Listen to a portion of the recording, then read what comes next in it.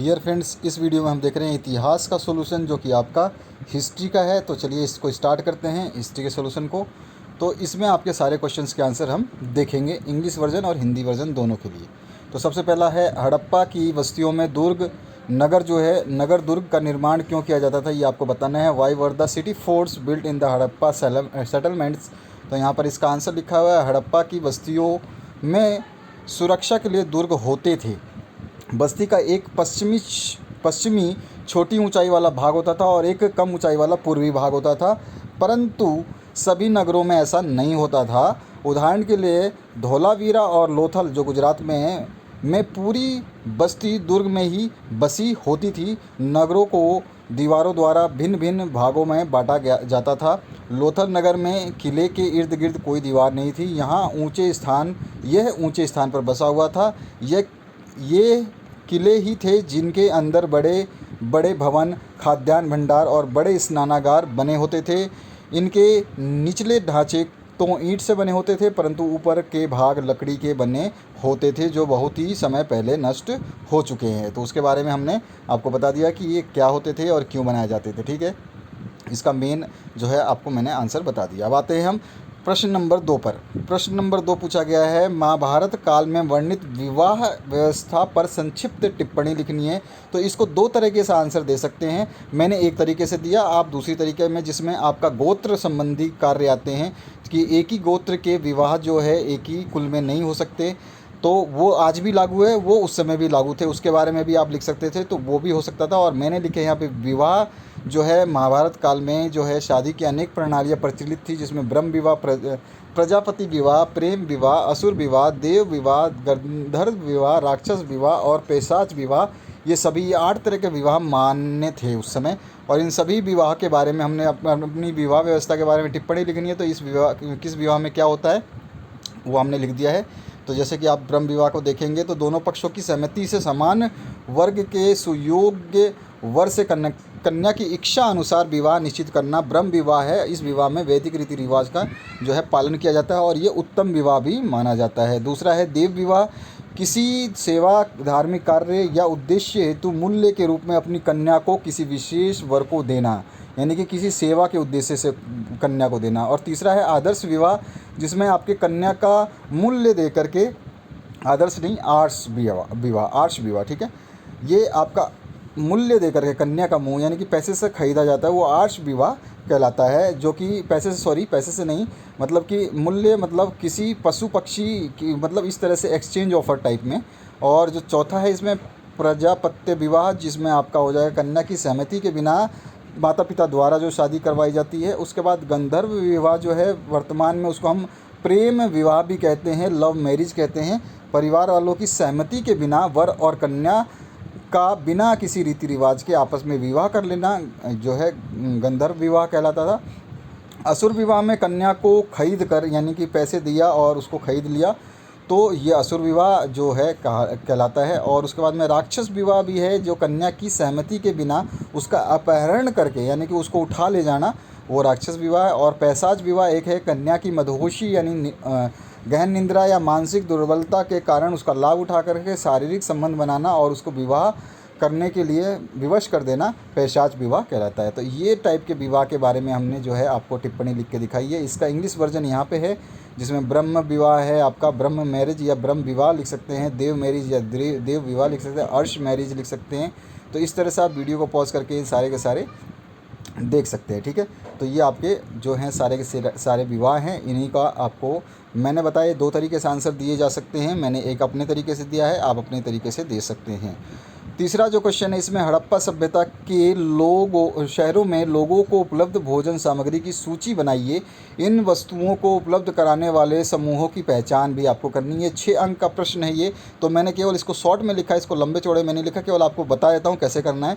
जैसे कि आप इसमें लाइन से लिखेंगे, अनाज, हड़प्पा संस्कृति के लोग जो है उनको जो है लोगों को बहुत सारे भोजन की उपलब्धियां थी, जिसमें अगर हम अनाज की बात करें तो अनाज में वो लोग गेहूं, जौ, मसूर, मटर, ज्वार, बाजरा, तिल, सरसों, राई, चावल इत्यादि का सेवन करते हुए माने जाते हैं। क्योंकि किसी ने देखा नहीं है, ये तो हमारी कल्पना है और कुछ आधारभूत तथ्य भी हैं उसके पीछे। फिर उसके बाद में हम एक पैराग्राफ चेंज करके मवेशियों का वो शिकार जो है, मवेशियों को पालते थे, भेड़ बकरी भैंस सूअर आदि उनको पालते थे, उनसे दूध वगैरह उत्पादन करते थे और उनके मांसों का सेवन भी करते थे। वह जंगली पशु पक्षियों पे भी निर्भर रहते थे। इस तरह से आपको लंबे करके पॉइंट वाइज लिखना है, ताकि आपका जो है ये 6 नंबर के क्वेश्चन के लायक बन जाए। मैंने पॉइंट वाइज लिख दिए, आप इसको केवल थोड़ा सा बढ़ा देना। बाकी आप ऐसे लिखोगे तो आपको इसमें 2-4 नंबर हैं जो वो आपके मिलेंगे, 4 नंबर तक मिल जाएंगे, लेकिन 6 नंबर इसमें नहीं आएगा, क्योंकि इसमें आपको थोड़ा सा जो है मेहनत करनी पड़ेगी। तो अब मैंने इसका जो है आपको पॉइंट वाइज दे दिया है। और पौधों और उनके उत्पादक से जो है वो लोग भोजन का प्रबंध करते थे अपने लिए, और दूध भी उनका एक प्रमुख उत्पाद था, जो कि वो लोग मवेशियों से प्राप्त करते थे और खुद उसको प्राप्त करते। इन वस्तुओं को उपलब्ध कराने वाले समूहों की पहचान की बात करें तो एक समूह था किसान, जो अनाजों को देता था, और दूसरा है जो मवेशी भेड़ बकरी वो स्वयं पालते थे और इनसे मांस प्राप्त करते थे और व्यापारियों से भी वो खरीद सकते थे, और तीसरा है वे जंगली प्रजाति का मांस शिकारियों से अथवा स्वयं शिकार करके लाते थे, यानी कि जंगली जानवरों को जब वो मारते थे। तो इसके बारे में थोड़ा सा 2 लाइन लिख देनी है, ऐसे करके 2-2 लाइन ही लिखनी है आपको अपनी मर्ज़ी से, और वो ऑटोमेटिकली आपका सही हो जाएगा। चौथा है पौधों और उनके उत्पादों के लिए हड़प्पा निवासी स्वयं इसे इकट्ठा कर लेते थे, जो भी उनको पौधों को फल फ्रूट चाहिए, जो भी चाहिए उनको वो प्राप्त करते थे, और दूध भी वे स्वयं प्राप्त कर लेते थे पशुपालन के द्वारा। तो इस तरह से आप ये लिखेंगे। इसका इंग्लिश वर्जन ये रहा, इसको भी आप थोड़ा सा 2-2 लाइन ऐड करके आप लिख सकते हैं। ठीक है, ये सारे के सारे आपके आंसर हैं। और आते हैं हम 4 नंबर क्वेश्चन की तरफ। तो 4 नंबर क्वेश्चन में जो पूछा जाएगा उसकी देखते हैं, महाभारत क्या है। इस बार आपका जो क्वेश्चन पेपर है, चाहे किसी भी सब्जेक्ट का उठा लीजिए, सारे क्वेश्चन पेपर को इतना तोड़ मरोड़ करके पेश किया गया है कि आप लोग जब बिना बुक के और बिना बुक को बढ़िया से स्टडी करे बिना आप तो किसी का भी आंसर्स लिख भी नहीं सकते हैं। ये बहुत ज़्यादा कॉम्प्लिकेटेड किया गया है इस बार का एग्ज़ाम का पेपर जो है। आज तक इतिहास में इस टाइप के क्वेश्चन रिपीट नहीं हुए हैं, ये बहुत बड़ी बात है। ठीक है, तो इस बार आपको थोड़ा सा तैयार रहना है, सतर्क रहना है और अच्छे से अपनी पढ़ाई को अंजाम देना है। चौथा क्वेश्चन है, what is Mahabharata, describe the project of BS सुधातुमकर with reference to the critical edition, सुप्तांकर।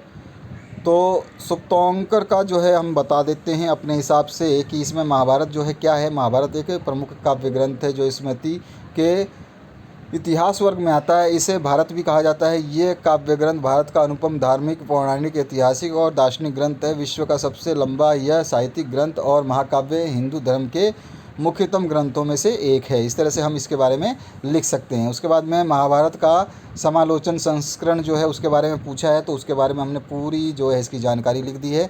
आप इसके संस्करण के बारे में कैसे लिखेंगे आप जानते हैं, और मैंने अपने हिसाब से लिखा है, आप देख सकते हैं इसको। इस तरह से ये पूरा का पूरा संस्करण को तैयार करने में बहुत साल लगे थे, जिसमें इनको 47 ईयर्स लग गए थे और बहुत ज़्यादा इनको मेहनत करनी पड़ी थी। ठीक है, इसमें 13,000 पन्ने थे और इसको जो है उस समय प्राइम मिनिस्टर द्वारा जो है इसको उद्घोषित किया गया था। इसकी प्रतिलिपि जो है बनाई गई थी। ठीक है, तो ये 1919 के आसपास में आया था और उसको जब शायद इसको छापने की तैयारी हुई थी उसमें काफ़ी टाइम हो गया था। तो इस तरह से ये हिंदी में लिखा हुआ है, आप वीडियो को पॉज करके देख लेना। इसका इंग्लिश वर्जन जो है यहाँ पर आप देख सकते हैं, the Mahabharata is an ancient Indian epic where the main story revolves around the 2 branches of family, the Pandava and Kauravas। और उसके बाद में the Mahabharata is a major poetic text of India which falls in the history category of Smriti। The poetry book is an unique religious, mythological, historical and psychological text of India. इस तरह से आपको फिलोजिकल आपका सब कुछ है। और क्रिटिकल एडिशन ऑफ महाभारत के बारे में जो आपको लिखवाना था वो मैंने यहाँ पे लिख दिया है, तो इसको आपको पढ़ देखिए। इसको 47 साल लगे थे। इस तरह का है ये एक। और इसका जो लास्ट जो पैराग्राफ है इसमें अगर आप देखेंगे तो यहाँ पर जो 47 के बाद में हम जब आएंगे तो इस लास्ट पैराग्राफ में इसको कंप्लीट करेंगे। तो इस तरह से ये पूरा का पूरा आंसर है।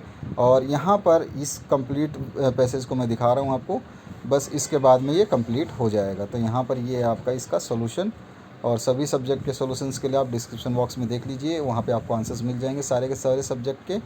और यहाँ पर लाइक शेयर सब्सक्राइब आपकी मर्ज़ी है, वो आप कर सकते हैं। सारे सब्जेक्ट्स आपके डिस्क्रिप्शन बॉक्स में अवेलेबल हैं, जहाँ पर प्लेलिस्ट दी गई है वहीं पर सब कुछ मिल जाएगा। Thank you very much for watching this video. हाँ, मुन्ना को बोल देना एक बार।